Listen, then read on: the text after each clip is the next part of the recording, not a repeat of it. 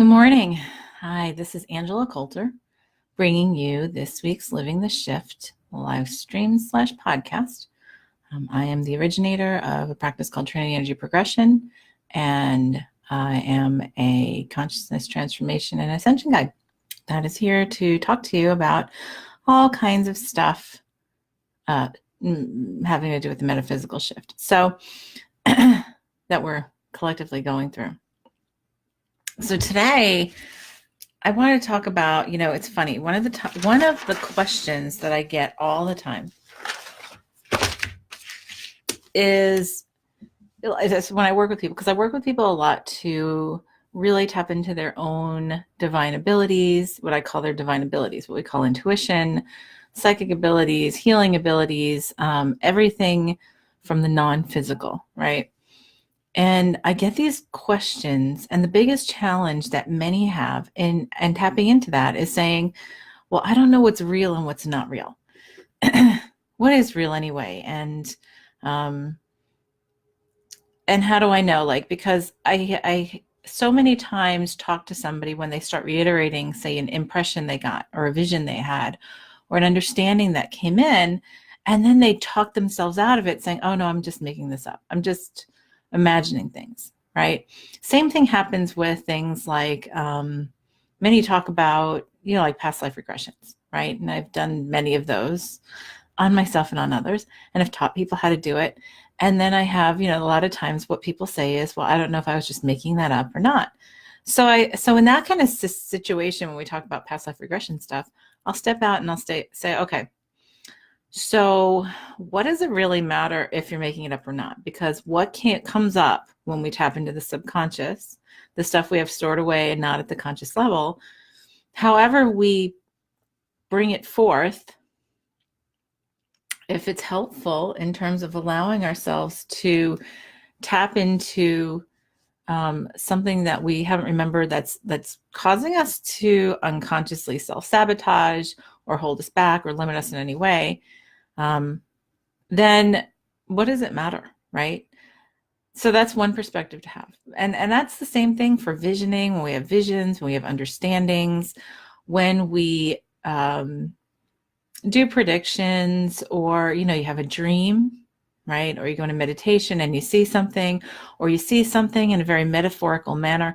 Like there's so many, I'm trying to cover all the stuff that I can think of that comes to people in different ways. Or you'll be thinking about something and you look up and there's a billboard that answers your question, or a song comes on. And then people say, well, I'm not sure if I was making that up or if I'm just like seeing things that aren't there. And so that's the doubt. That's the ego and the mind saying, oh, how could that be connected, right? And what we have to remember is this: our ego is not, I don't call it a villain. A lot of people call it a villain. They think it's a bad thing. The ego was developed originally, in my understanding, to explore identity and separation and what that looked like, the perception of identity and separation. So all the energies of identity and separation come through the ego, right? Anxiety, fear, pain, suffering, judgment, a lot, like there's just a whole list, right? Shame, doubt. So think about it. If the ego steps in, and it's usually the one that says, oh, that can't be this, right? That's exclusion, which would be separation. When you hear in your mind, oh, how could that be connected? How could this thought of my personal experience right now be connected to, say, the song that just came on the radio?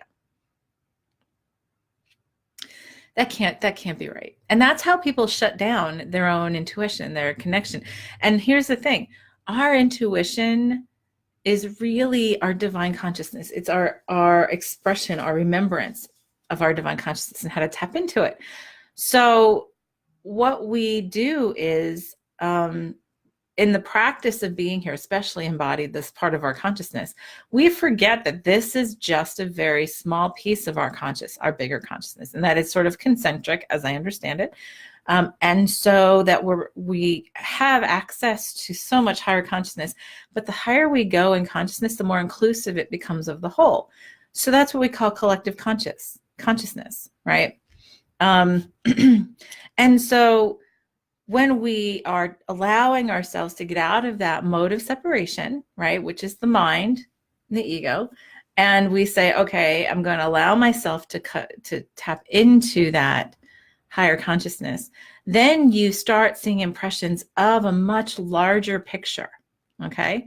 And so how we translate it, and it is a translation, comes in through the filter of our individual consciousness.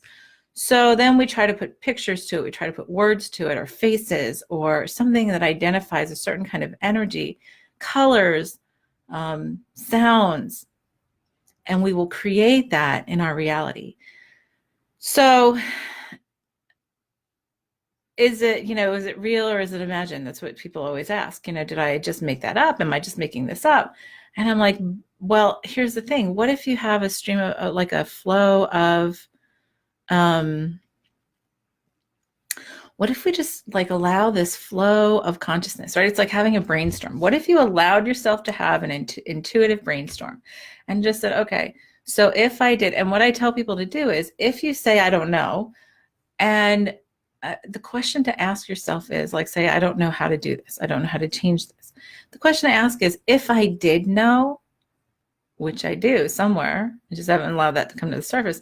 If I did know how to shift this or to change this, what would that look like? If I allowed all possibility and I knew that I could shift this on my own, and I had the information and understanding and means on how to do it, what would that look like? And then step back and watch, right? So these are very simple exercises to get ourselves into this practice. And here's the thing. Let me talk a minute. I do like to go back to when I first, so my entire life, I've had so many intuitive impressions and connections.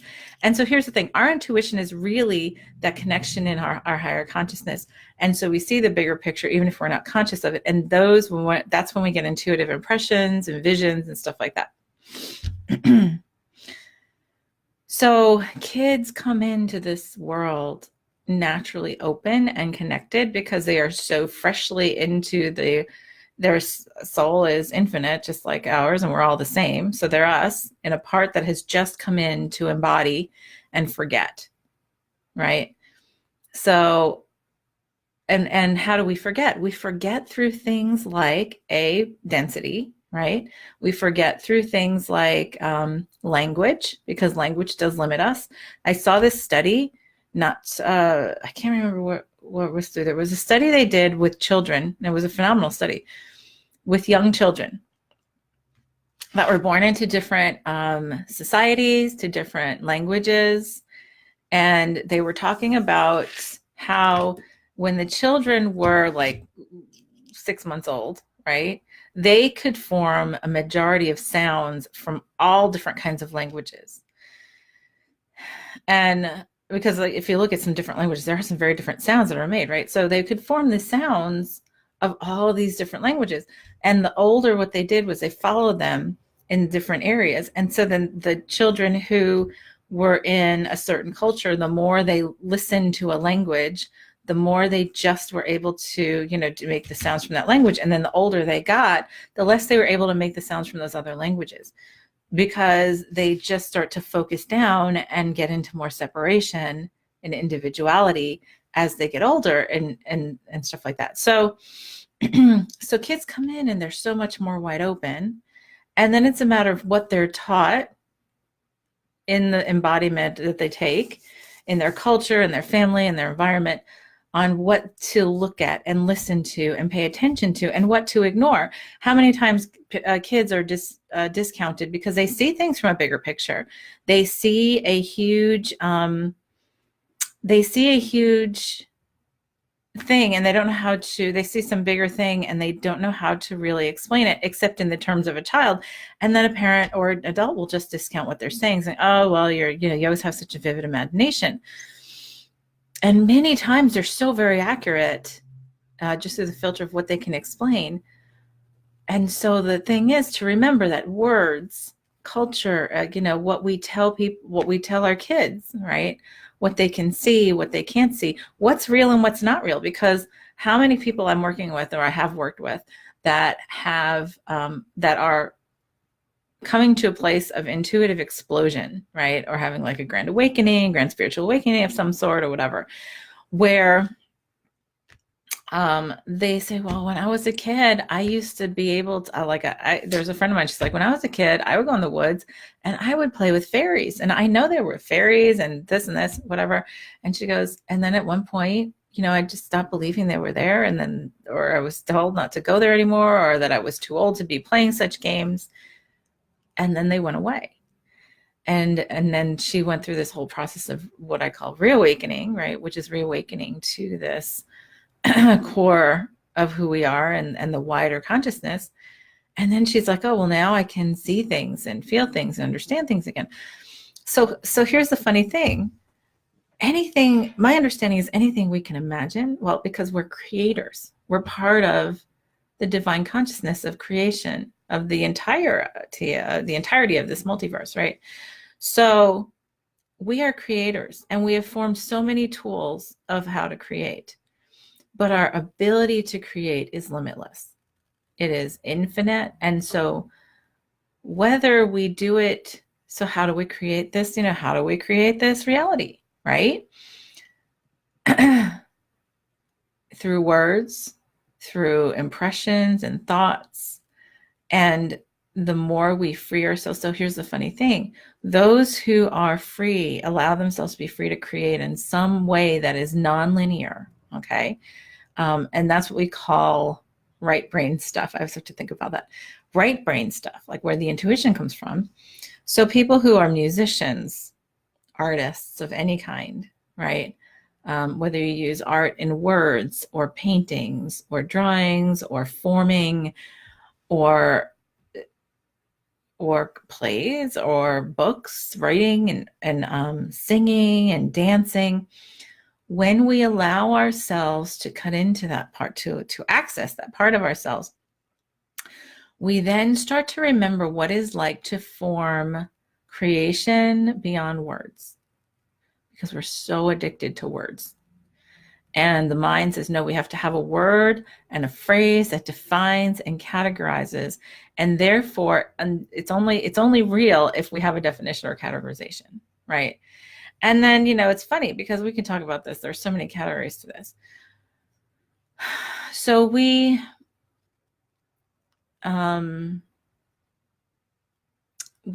talk about what's real and what's not real, right? I have people that come to me and they're like, well, I only talk to angels. I don't talk to anything else.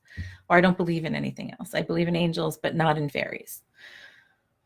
I believe in angels, but not in spirits, non-embodied. I believe in, this, but not that.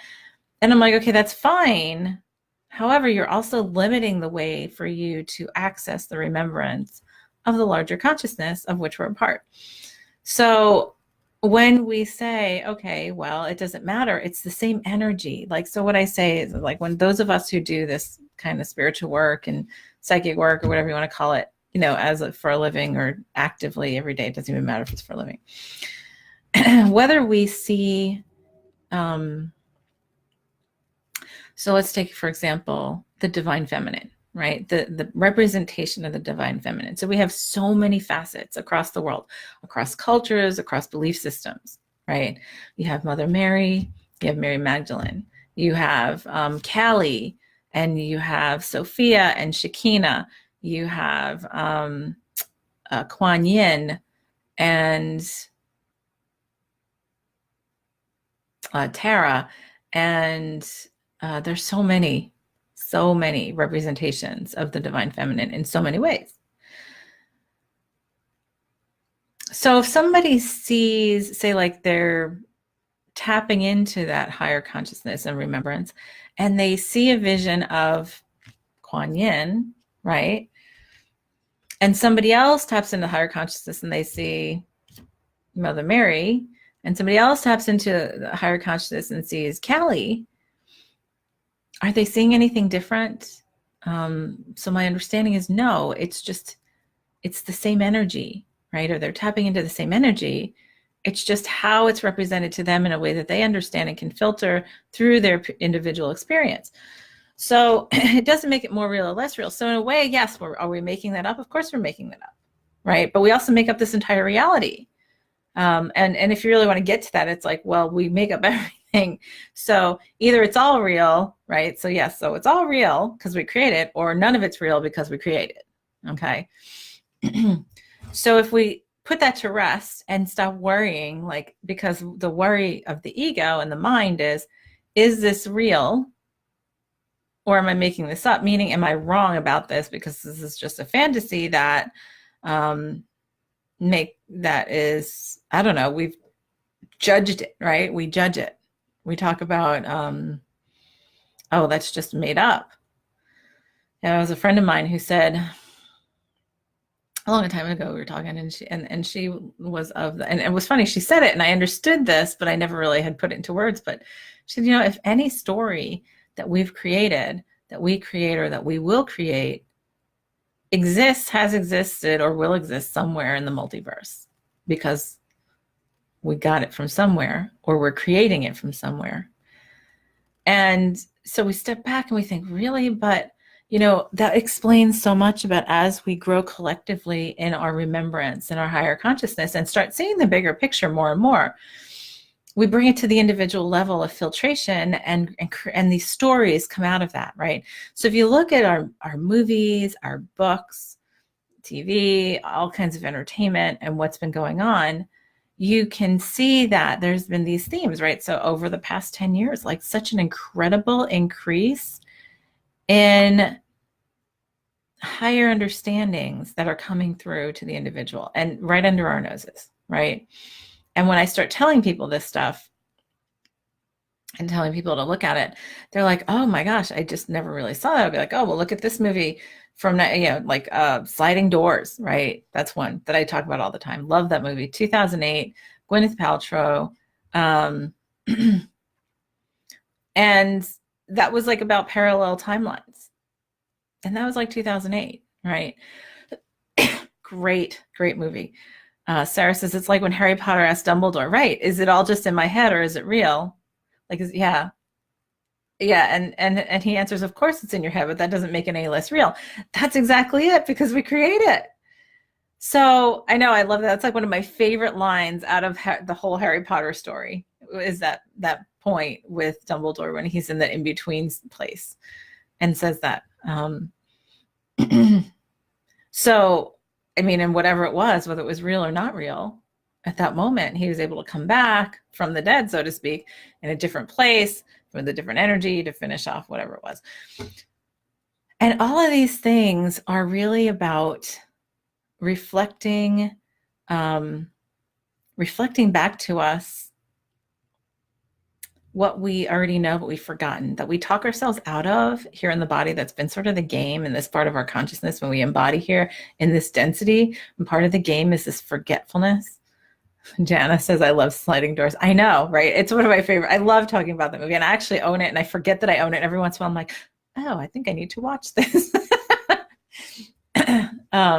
There's so many. There was like a movie, like, and I could talk about that. It's so funny. I love uncovering these movies. It's like, wow, where was that from? There was another movie from back in the early 2000s that Ryan Reynolds did, and it was called The Nines.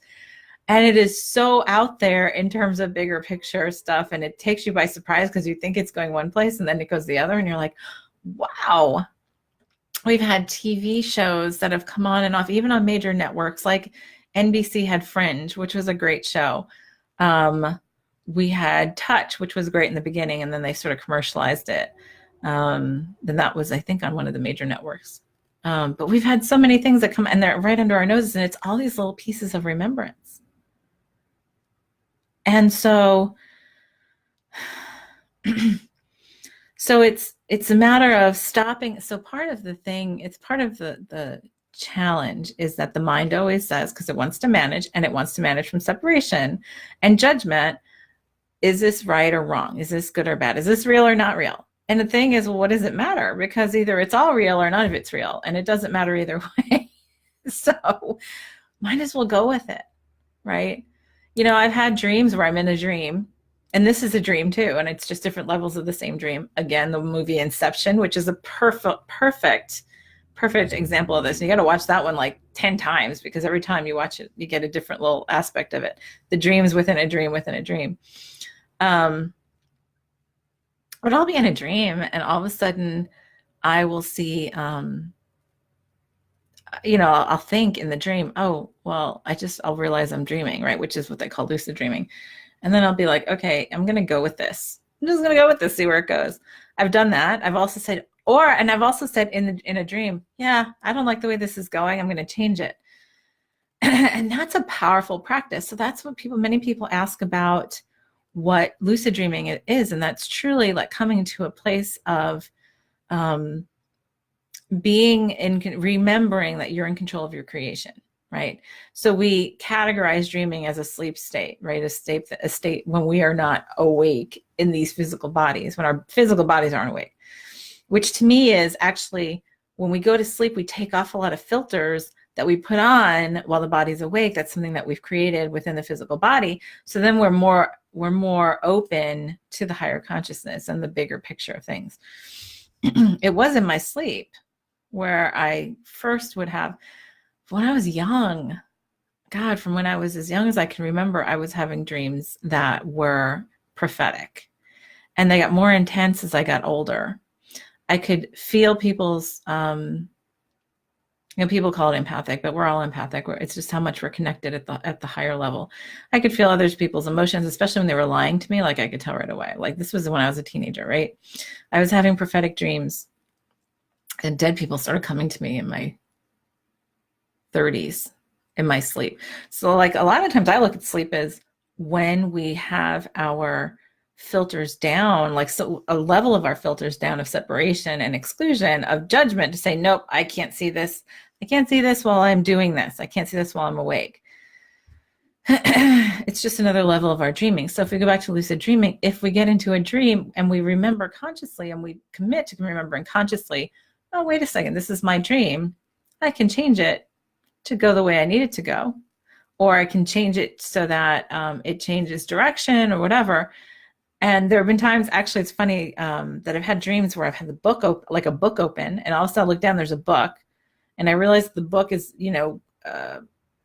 a notation of the dream, and I start looking through the dream or the book, and I start ripping out pages, going, no, don't need that, don't need that, and then the dream changes. But when we do that, so that's what we call lucid dreaming, right? But when we do that, then we start coming back here and we're remembering, wait a second, I can do that here too, right? I can create, I can uncreate, I can change, I can shift, I can transcend, I can go beyond stuff. And however we see it or experience it is real for us, for each one of us, through the filter of our individuality. So, people who have mental issues and schizophrenia,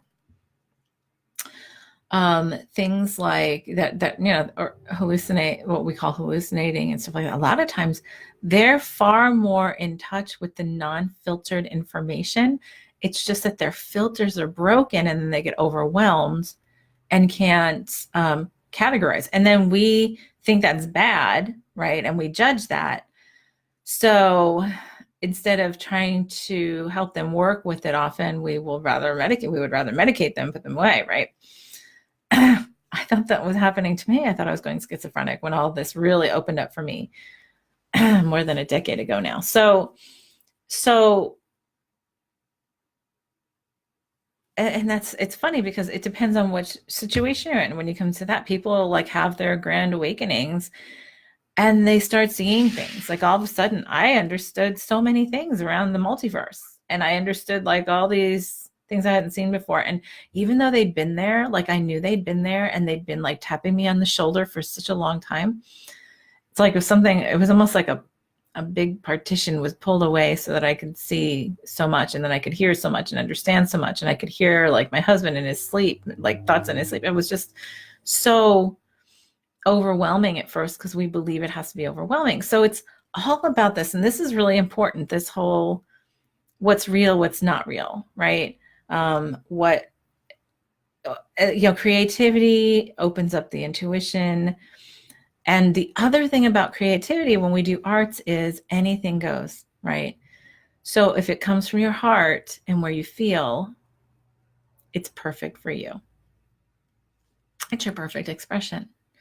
whether it's words or pictures or dancing or sound, frequency. And when we start doing that, we start allowing ourselves to remember that we do create before the words. And so does the multiverse. Like, and as we are part of that, that's what we do. And it's just a matter of how many different layers we're getting down into separation and individuation. And so the key is to remember everything is possible. We are infinite creators. And so what if I allowed it all to be possible? So one of the biggest things for us to do is, if we feel like we're stuck because we keep on saying, well, I have to do this way, or I can't do this way, or whatever, one of the most powerful exercises, like I was saying in the beginning, is to ask, what if I did allow this possibility? Or what if I allowed all possibilities? What would that look like to resolve this, to go beyond this? And then be open to them. So one of the biggest things that I spend a lot of time with others training them on is accepting what they see, feel, hear, understand as true. Because we so many times have the answers. Well, we always have the answer at some level, but we will discount it and we will doubt ourselves because we come from this place of separation and lack and all that kind of stuff. But the more we accept all possibility and say, okay, what if, all right, I am the higher consciousness, right? And I'm allowing everything to flow through me through the higher consciousness. Well, everything around us is the higher consciousness, is part of the higher consciousness. So of course a song can be your message. Of course a dream can be your message. Of course, a color or an animal or a person just walking by and saying something to you can be a message. It is, all of it is. It was funny. The biggest joke I used to talk about all the time when I was first talking about this with my husband, who is fabulous and so intuitive and really plays and has played along in this whole field with me. But he would say, well, when is a stub toe just a stub toe? And I'm like, but it's never. Either it always is or it never is. And so it's true. And so it's the truth is we try to exclude and say, well, this is legitimately a message, but this is not. That's also judgment, separation. So that comes from the ego. These are the great ways of filtration. So that's your homework for this week. The home play for this week is to listen to yourself when you're saying, like when you're wondering about something, where you're looking for an answer to something, and you're saying, well, it has to come this way. What if you said, okay, so what if I allowed it to come in any way, and I will accept the way it comes to me, with joy and love and unity? What would I call it? I'm sorry, I just had a weird sound come out of my, I think there's a bird on my window. It's just weird. There's my message right there. If I allowed things to come to me in any way, what would that message be? Like, if I allow this message to come to me that I'm looking to have the answer to, what would that look like? And commit yourself to be noticing what's around you. And that's why I tell people, even having a little tiny notebook next, like handy in your purse, in your pocket or whatever, or even on your phone, where you could just take little notes of things that might seem a little bit out of the ordinary. I'll tell you one little story about that before we get off today. But, there was a woman I was working with once who had never done any kind of intuitive work, whatever. I think she was gifted a session with me, or a package of sessions with me. And we were working she was looking to find answers, and she wanted to figure out how to get them herself. And I said, okay, so between the first and second session, I was like, here's your home play, is have a little notebook or use your phone. And if you notice something that seems to be a little out of the ordinary, that's trying to sort of show you a neon sign or red flag or whatever, take note of that. Take note of what that is. Even if you don't understand it, just write it down. So the second week she came back and she goes, oh my God, I can't believe this. Because I was thinking, oh yeah, what am I going to notice, right? She goes, but here's the thing. And it's funny. She goes, it's funny you said red flag, because I was thinking about something in my car. I thought, okay, so I'm going to ask how do I deal with this, or da-da-da. And then things started flowing through my mind, and I look up and everything in my line of sight was red. She's like, there was somebody like with a red shirt and a red car was behind them, and then like a red wall on a building. And I thought, wasn't that funny? It sort of seems like like a red flag, like what Angela had said. So she goes, so I noted it. She goes, well, then like a couple days later, because I think there were a couple weeks between the sessions, and she goes, a couple days later, the same thing happened. I was at soccer with one of my kids, and I was thinking, and I think it was the same thing. And I look up and it was the same thing, red, all in the same direction where I was looking. And I said, okay, so did you know what you were thinking at those moments? Because those are the moments probably it was like, oh, hold up, there's your answer right there. A lot of times that's what we get. And she's like, oh, okay. So, but then that sort of taught her to notice those things. Like a lot of times we just don't notice the answer is right under our nose, and we're giving ourselves the answer, but we're not accepting them. So play with that this week. If you have a question about something, about guidance or whatever, and accepting and committing to, I will look at this possibility, any possibility free of judgment, and acceptance, and however it comes to me, and just listen to music, see what comes up with music and conversations, what people say on TV, on a commercial. Sometimes, sometimes it just, and it's so weird. Sometimes you get a random search thing that comes up on Facebook or Google, or none of it's random, right? The stub toe is never a stub toe. It's always, and when we connect, the more we connect in larger consciousness, the more we realize everything is connected. So between this week and next week, I want you to play with that and see how that comes to you. Also, remember, in doing intuitive work, if you are a practitioner, in doing intuitive work, allow yourself all possibility instead of saying, I have to do this way. Well, what if I allowed it? Or what if I let it come to me this way? What if I let it come to me while I was having fun and laughing and whatever? Because a lot of us forget that we can do that. So sort of shift it up and change it up and see how you can change it this week. And I'd love to hear back from you guys on that. So have a great week. Thanks for joining me today. This is Angela Coulter signing off with this week's Living the Shift. Have a great one.